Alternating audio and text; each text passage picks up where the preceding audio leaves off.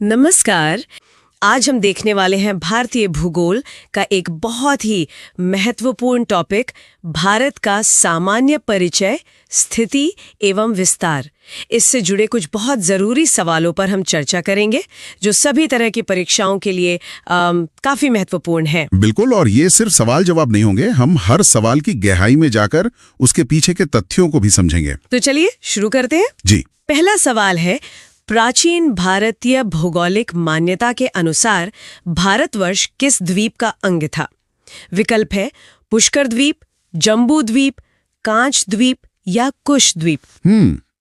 इसका सही उत्तर है जम्बू द्वीप। जम्बू द्वीप, ये नाम मैंने पुराणों में सुना है, इसके बारे में थोड़ा और बताइए। जी देखिए, पुराणों के अनुसार ऐसा माना जाता था कि पृथ्वी 7 द्वीपों में बंटी हुई थी। उन्हीं में से एक था जम्बू द्वीप, और इसका नाम इसलिए पड़ा क्योंकि यहाँ जामुन, मतलब संस्कृत में जम्बू, के पेड़ बहुत ज्यादा थे। अच्छा। हाँ, और इसी जम्बू द्वीप के एक भाग को भारतवर्ष कहा गया, जिसका मतलब है भारत का देश। वैसे ये जानना जरूरी है कि ये एक पौराणिक और कह सकते हैं धार्मिक मान्यता है, इसका कोई वैज्ञानिक आधार नहीं है। समझ गई। चलिए अब अगले सवाल पर आते हैं। सर्वप्रथम इंडिया शब्द का प्रयोग भारत के लिए किस भाषा में किया गया? आपके विकल्प हैं उर्दू, ग्रीक, फारसी या अरबी। तो इंडिया शब्द का सबसे पहला प्रयोग हुआ था ग्रीक भाषा में। ग्रीक, तो ये यूनानियों ने दिया था? जी हाँ, बिल्कुल। जब यूनानी यानी ग्रीक्स यहाँ आए तो उन्होंने सिंधु नदी को अपनी भाषा में इंडस कहा, और फिर इसी इंडस नदी के पूर्व में जो भूमि थी उसे वो इंडिया कहने लगे। और हिंदुस्तान नाम, वो भी तो बहुत प्रचलित है। हाँ, वो नाम फारसियों यानी ईरानियों ने दिया था। उनकी भाषा में एक खास बात थी, वो स का उच्चारण ह करते थे, तो उन्होंने सिंधु को हिंदू कहा और उस नदी के पार के देश को हिंदुस्तान। वाह, मतलब हमारे हर नाम के पीछे एक पूरा इतिहास छिपा है। जी, और हमारे संविधान ने तो इंडिया दैट इज भारत कहकर दोनों को ही अपनाया है। बिल्कुल। अब आते हैं भारत की भौगोलिक स्थिति पर। तीसरा सवाल है, भारत की मुख्य भूमि की दक्षिणी सीमा है 6 डिग्री 4 उत्तरी अक्षांश, 7 डिग्री 4 उत्तरी अक्षांश, 8 डिग्री 4 उत्तरी अक्षांश या 6 डिग्री 8 उत्तरी अक्षांश। यहाँ मुख्य भूमि शब्द बहुत महत्वपूर्ण है और इसका सही जवाब है 8 डिग्री 4 उत्तरी अक्षांश। 8 डिग्री 4 उत्तरी अक्षांश, ये जगह कौन सी है? ये बिंदु तमिलनाडु में स्थित कन्याकुमारी है, जिसे केप कोमोरिन भी कहते हैं। लेकिन अगर सवाल होता कि संपूर्ण भारत की दक्षिणी सीमा क्या है जिसमें द्वीप भी शामिल हों, तब जवाब बदल जाता है ना? हाँ, तब जवाब होता 6 डिग्री 4 उत्तरी अक्षांश, जो कि अंडमान और निकोबार के ग्रेट निकोबार द्वीप पर स्थित इंदिरा पॉइंट है। अच्छा, तो इंदिरा पॉइंट मुख्य भूमि से भी ज्यादा दक्षिण में है। जी, और भारत का सबसे उत्तरी बिंदु है इंदिरा कॉल, जो लद्दाख में स्थित है। बहुत बढ़िया। अब समय की बात करते हैं। चौथा सवाल, भारतीय मानक समय आधारित है 80 डिग्री पूर्व देशांतर पर, 80 डिग्री पश्चिम देशांतर पर, 82 डिग्री 30 मिनट पूर्व देशांतर पर या 82 डिग्री 30 मिनट पश्चिम देशांतर पर? इसका सही जवाब है 82 डिग्री 30 मिनट पूर्व देशांतर पर।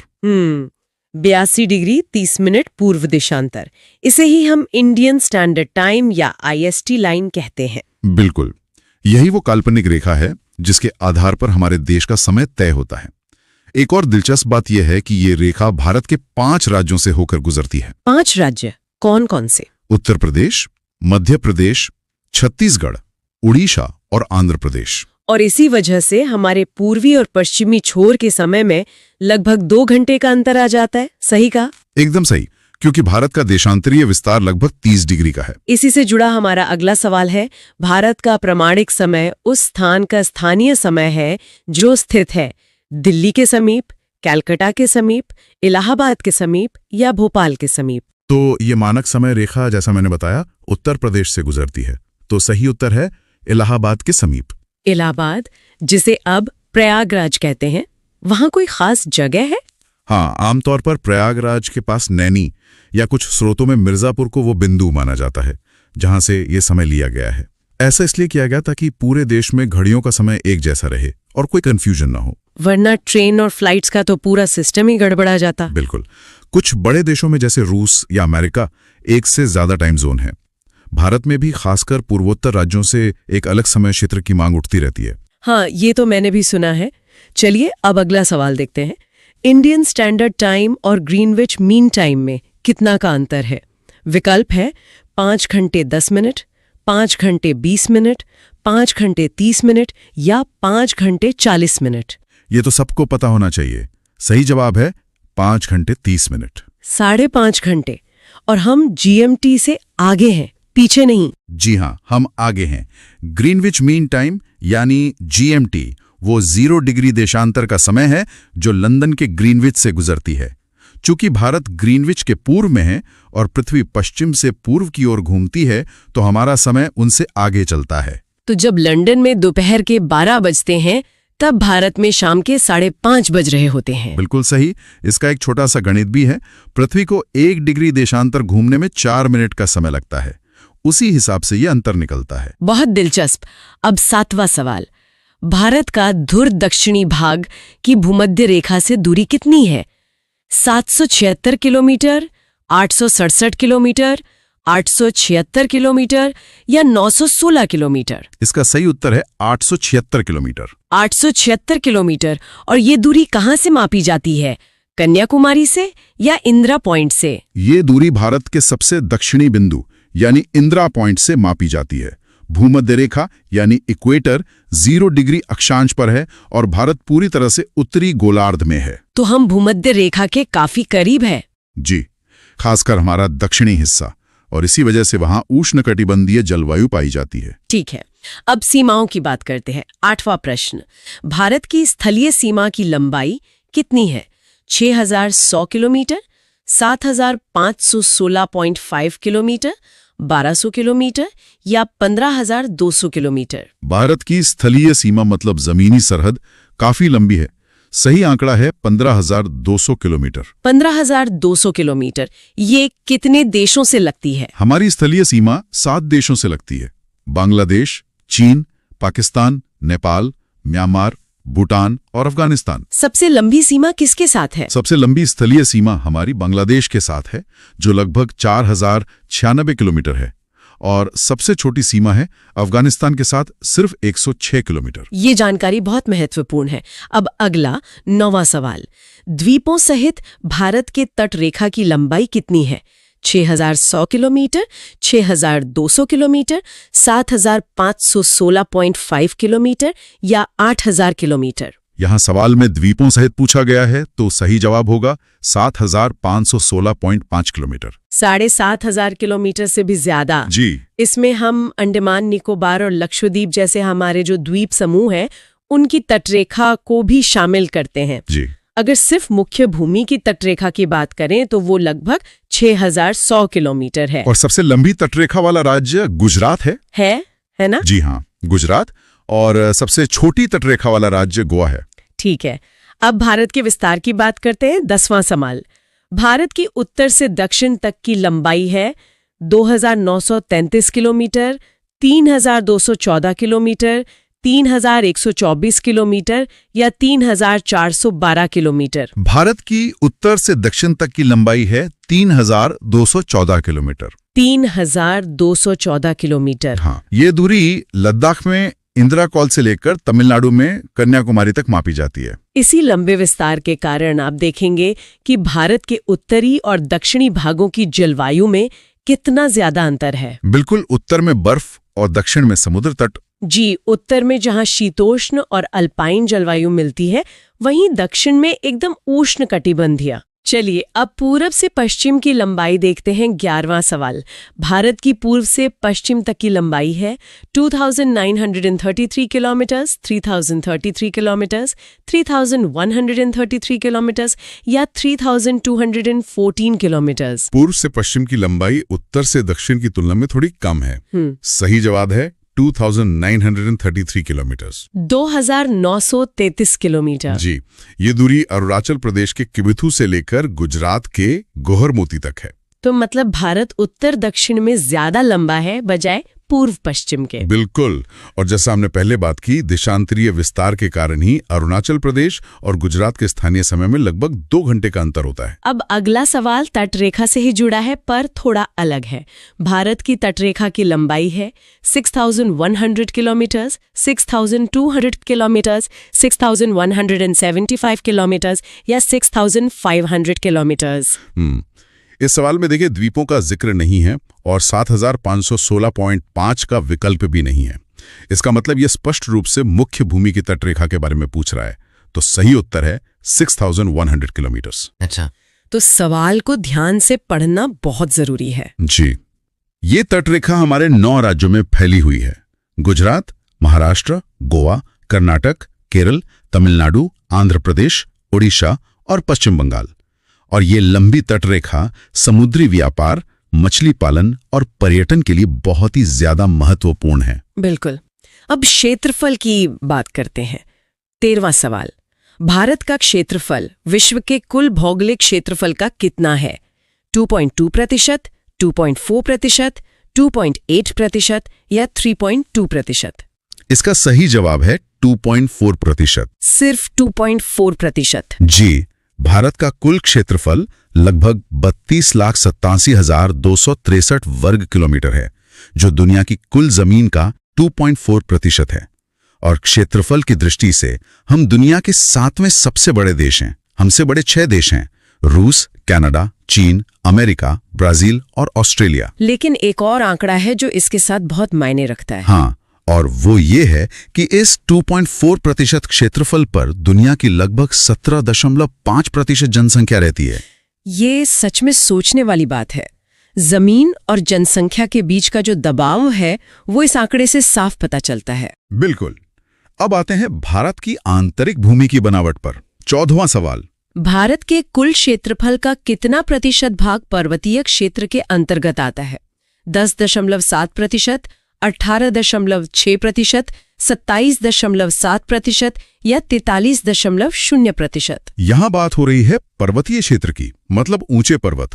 इसका सही जवाब है 10.7%। 10.7%। जी, इस श्रेणी में समुद्र तल से 2135 मीटर से ज्यादा ऊंचे क्षेत्रों को शामिल किया जाता है।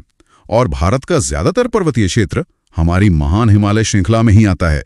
ये पर्वत हमारे लिए एक प्राकृतिक दीवार की तरह काम करते हैं और हमारी जलवायु को भी नियंत्रित करते हैं। और हमारी नदियों का स्रोत भी यही है। जी हाँ। संपूर्ण भारत के कितने प्रतिशत भूभाग पर पर्वत और पहाड़ियों का विस्तार पाया जाता है? 10.7%, 18.6%, 29.3% या 43.0%? देखिए, पिछला सवाल सिर्फ पर्वत के बारे में था। ये पर्वत और पहाड़ियों दोनों के बारे में है। तो इसका सही जवाब है 29.3%। 29.3%। तो इसमें क्या क्या शामिल है? इसमें 10.7% पर्वतीय क्षेत्र और 18.6% पहाड़ी क्षेत्र दोनों को जोड़ा गया है। मतलब हिमालय के अलावा अरावली, विंध्य, सतपुड़ा, पश्चिमी घाट, पूर्वी घाट, ये सब मिलाकर। तो लगभग 1/3 हिस्से पे पहाड़ और पहाड़ियां हैं। जी, और लगभग 27.7% भाग पठारी है और बाकी का 43% भाग मैदानी है। और यही भौगोलिक विविधता भारत की सबसे बड़ी खासियत है। संपूर्ण भारत के कितने प्रतिशत भूभाग पर पठार का विस्तार पाया जाता है? ऑप्शंस हैं 10.7%, 18.6%, 27.7% या 29.3%? जी, तो इसका सही उत्तर है 27.7%। 27.7%। अच्छा, ये तो एक आंकड़ा हो गया, लेकिन इन पठारों का महत्व क्या है? मतलब ये इतने जरूरी क्यों है? बिल्कुल। देखिए, भारत का जो सबसे बड़ा पठार है, दक्कन का पठार, वो अकेले 8 भारतीय राज्यों में फैला हुआ है। 8 राज्यों में? जी, और छोटा नागपुर पठार को तो भारत का रूर भी कहा जाता है। भारत का रूर, ऐसा क्यों? क्योंकि ये खनिज संसाधनों से, मतलब मिनरल्स से बहुत समृद्ध है। और फिर मालवा का पठार है जो अपनी काली मिट्टी के लिए प्रसिद्ध है। हाँ, जहाँ कपास की खेती होती है। एकदम सही। और ये भी जानना जरूरी है कि इन पठारी क्षेत्रों से ही नर्मदा, तापी, महानदी, गोदावरी और कृष्णा जैसी कई बड़ी नदियां निकलती हैं। तो ये जल विद्युत और पर्यटन के लिए भी बहुत महत्वपूर्ण है। अच्छा, चलिए अब अगले सवाल की ओर बढ़ते हैं। संपूर्ण भारत के कितने प्रतिशत भूभाग पर मैदान का विस्तार पाया जाता है? इसके ऑप्शंस हैं 10.7%, 18.6%, 27.7% या फिर 43.0%। इसका सही उत्तर है 43.0%। 43%, मतलब लगभग आधा भारत मैदानी है। हाँ, और असल में ये भारत की सबसे बड़ी ताकत भी है। जो भारत का विशाल उत्तरी मैदान है वो दुनिया के सबसे उपजाऊ मैदानों में से एक है। अच्छा। इसका निर्माण सिंधु, गंगा और ब्रह्मपुत्र नदियों द्वारा लाई गई जलोढ़ मिट्टी से हुआ है। इसी वजह से भारत की लगभग 40% आबादी इसी क्षेत्र में रहती है। इसीलिए इसे भारत का अन्न भंडार भी कहते हैं शायद। बिल्कुल, यहाँ गेहूं, चावल, गन्ना, दालें, इन सब का भारी उत्पादन होता है। और सिर्फ उत्तर में ही नहीं, भारत के पूर्वी और पश्चिमी तटों पर भी तटीय मैदान पाए जाते हैं। तो हमने जमीन की बात कर ली, अब जरा समुद्र की तरफ चलते हैं। सवाल है कि भारत की प्रादेशिक जल सीमा यानी टेरिटोरियल सी समुद्र तट से कितने समुद्री मील की दूरी तक है? 12 मील, 24 मील, 111 मील या 200 मील? इसका सही उत्तर है 12 मील। 12 मील। तो ये प्रादेशिक जल सीमा होती क्या है? मतलब इस पर हमारा अधिकार कैसा होता है? देखिए, इस क्षेत्र में भारत को पूर्ण संप्रभुता प्राप्त है। पूर्ण संप्रभुता? जी, ठीक वैसे ही जैसे अपनी जमीन पर होती है। इसे क्षेत्रीय सागर भी कहते हैं और इसका निर्धारण संयुक्त राष्ट्र समुद्री कानून संधि मतलब UN क्लॉज के तहत किया गया है। अच्छा, और ये एक समुद्री मील कितना होता है? एक समुद्री मील, जिसे नॉटिकल माइल कहते हैं, वो लगभग 1.852 किलोमीटर के बराबर होता है। समझ गया। चलिए इसी से जुड़ा अगला सवाल। भारत का संलग्न क्षेत्र यानी कंटिजियस जोन प्रादेशिक जल सीमा के आगे कितने समुद्री मील की दूरी तक है? 12 मील, 24 मील, 100 मील या 200 मील? इसका सही जवाब है 24 मील। 24 मील। तो ये प्रादेशिक सीमा से कैसे अलग है? इसमें हमें क्या अधिकार मिलते हैं? ये क्षेत्र असल में आधार रेखा से 24 समुद्री मील तक होता है। इसमें भारत को सीमा शुल्क, राजकोषीय, आप्रवासन और स्वच्छता से जुड़े कानूनों को लागू करने का अधिकार मिलता है। मतलब एक तरह का बफर जोन हो गया ये। हाँ बिल्कुल, आप इसे एक बफर जोन की तरह समझ सकते हैं। ये प्रादेशिक जल सीमा के बाद के 12 समुद्री मील का क्षेत्र है। अगर यहाँ कोई जहाज नियमों का उल्लंघन करता है तो भारत उस पर कानूनी कार्रवाई कर सकता है। दिलचस्प है। अब आते हैं सबसे बड़े समुद्री क्षेत्र पर। भारत का एकांतिक आर्थिक क्षेत्र यानी एक्सक्लूसिव इकोनॉमिक जोन संलग्न क्षेत्र के आगे कितने समुद्री मील की दूरी तक है? 100 मील, 200 मील, 300 मील या 400 मील? ये है 200 मील तक। 200 मील। ये तो बहुत बड़ा इलाका हो गया। यहाँ भारत को क्या-क्या अधिकार हैं? जी, ये क्षेत्र आधार रेखा से 200 समुद्री मील तक फैला है और ये भारत की समुद्री अर्थव्यवस्था के लिए अत्यंत महत्वपूर्ण है। कैसे? इसमें भारत को समुद्री संसाधनों जैसे मछली पकड़ना, तेल और गैस की खोज, इन सब के सर्वेक्षण, दोहन, संरक्षण और प्रबंधन का पूरा अधिकार है। अच्छा। इतना ही नहीं, भारत इस क्षेत्र में कृत्रिम द्वीप और दूसरी संरचनाएं भी बना सकता है। हाँ, लेकिन दूसरे देशों को यहाँ से आने जाने और ऊपर से उड़ान भरने की स्वतंत्रता होती है। ठीक है। अब जब तट की बात हो ही रही है तो अगला सवाल भी इसी से जुड़ा है। भारत के कितने राज्य समुद्र के किनारे पर हैं? 7, 8, 9 या 10? इसका सही जवाब है 9। 9 राज्य। कौन कौन से हैं ये राज्य? देखिए, पश्चिमी तट पर है गुजरात, महाराष्ट्र, गोवा, कर्नाटक और केरल। 5 हो गए। और पूर्वी तट पर हैं तमिलनाडु, आंध्र प्रदेश, ओडिशा और पश्चिम बंगाल, मतलब 4 राज्य। तो कुल मिलाकर 9 राज्य और 4 केंद्र शासित प्रदेश। जी बिल्कुल। और अगर द्वीपों को भी मिला लें तो भारत की कुल तटरेखा की लंबाई लगभग 7516.6 किलोमीटर है। बहुत लंबी तटरेखा है। अच्छा, अब अगला प्रश्न। भारत में सबसे लंबी तटरेखा वाला राज्य कौन सा है? महाराष्ट्र, केरल, गुजरात या पश्चिम बंगाल? ये तो काफी लोग जानते हैं। इसका सही उत्तर है गुजरात। गुजरात? ऐसा क्यों है? मतलब नक्शे पर तो ये उतना लंबा नहीं लगता। हाँ, ये सवाल अक्सर पूछा जाता है। गुजरात की तटरेखा की लंबाई लगभग 1600 किलोमीटर है। 1600? जी, और इसका कारण है कच्छ और खंबात की खाड़ी जैसी कई संकरी खाड़ियां जो तटरेखा को बहुत घुमावदार और लंबा बना देती हैं। अच्छा, ये वजह है। जी, और यह भी याद रखने वाली बात है कि आंध्र प्रदेश दूसरी सबसे लंबी तटरेखा वाला राज्य है और गोवा की तटरेखा सबसे छोटी है। ठीक है, अब जरा भारत के बीच से गुजरने वाली एक महत्वपूर्ण रेखा की बात करते हैं। निम्नलिखित भारतीय राज्यों में से किससे होकर कर्क रेखा नहीं गुजरती है? उत्तर प्रदेश, मध्य प्रदेश, गुजरात या झारखंड? इसका सही उत्तर है उत्तर प्रदेश। कर्क रेखा उत्तर प्रदेश से होकर नहीं गुजरती। तो फिर ये किन राज्यों से होकर गुजरती है? देखिए, कर्क रेखा यानी 30.5 डिग्री उत्तरी अक्षांश भारत के कुल 8 राज्यों से होकर गुजरती है। 8 राज्यों से? हाँ, ये राज्य हैं गुजरात, राजस्थान, मध्य प्रदेश, छत्तीसगढ़, झारखंड, पश्चिम बंगाल, त्रिपुरा और मिजोरम। अच्छा, ये रेखा भारत को लगभग 2 बराबर भागों में विभाजित करती है। और एक और बात, झारखंड की राजधानी रांची कर्क रेखा पर स्थित एकमात्र राजधानी शहर है। ये तो एक बहुत ही रोचक तथ्य है। तो हमारा अगला सवाल भी इसी से जुड़ा है। कौन सी अक्षांश रेखा भारत के मध्य से होकर गुजरती है? कर्क रेखा, मकर रेखा, विषुवत रेखा या आर्कटिक रेखा? जैसा हमने अभी बात की, इसका सीधा सा जवाब है कर्क रेखा। कर्क रेखा। और इसका भारत पर क्या प्रभाव पड़ता है? इसका बहुत गहरा प्रभाव है। कर्क रेखा के दक्षिण का जो क्षेत्र है वो उष्णकटिबंधीय जलवायु में आता है और उत्तर का क्षेत्र उपोष्णकटिबंधीय जलवायु में। मतलब ये भारत की जलवायु को 2 हिस्सों में बांटती है। बिल्कुल।